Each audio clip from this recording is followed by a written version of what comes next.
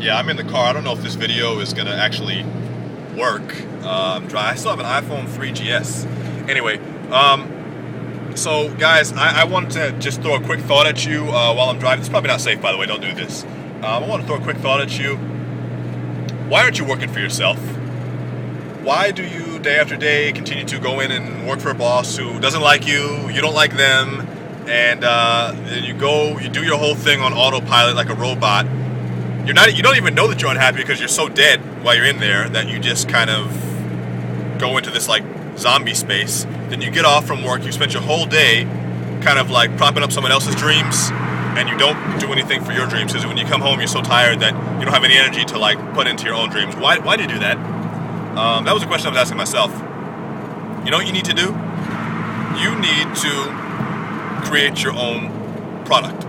And the first part of creating your own product is really becoming an authority on what you want to teach. But becoming an authority doesn't have to be a big deal. Becoming an authority is just having some experience and wanting to give it to someone else.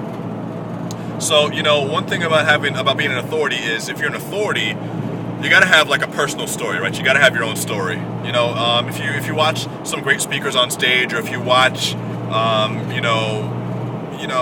great business leaders or scientists or motivational speakers or political leaders, they all have their story. And a lot of times you'll notice that over time they end up telling the same story, but they get better and better at telling it. Like Bill Clinton tells his story about how he met JFK met JFK when he was a kid. You have Ronald Reagan, growing up as an actor and telling his stories about becoming an actor and moving through Hollywood, or you have, these celebrity stories like Jim Carrey, how he wanted to become a millionaire, so he wrote himself a check for $1 million to himself, as visualization for himself. But all of these specific stories don't matter, but what it is that each person who's become great at what they do, they have their own personal story. So you gotta start thinking to yourself, like, what's my story? And you can be young too, you can be in your 20s and still have had a great journey so far, and it's worth it to tell people about that journey. And you know what, it's okay to dramatize it too, because when you're going through it, I bet you felt pretty dramatic about it in the time. And any story that you have can be part of your signature story.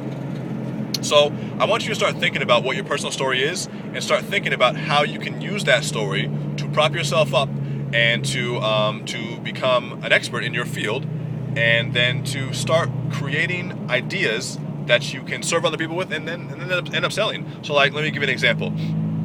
Let's say your story was that as a kid you love to play football, and so your dad and yourself turned your whole backyard into a football field, and you can remember how hot it was on that day, and you can remember how it was to go up to the store and get the paint, and you had to walk back because you guys were poor and you didn't have a car, or maybe because your mom was at the store getting groceries but you still wanted to go, so you walked up and you got the paint and you brought it back, and it was heavy in your little 6-year-old hands, and you were carrying back the paint in the buckets. You remember how it was, and then you got the paint, and you were drawing the lines on the field after you just freshly cut the grass. You could smell the grass, and maybe you remember getting some paint on your shirt. It was like your new shirt, it was your favorite shirt, and you were kind of upset, but you were happy that you were with your dad making making the field, and you remember how the paint smelled. And anyway, all this is an example of how you can take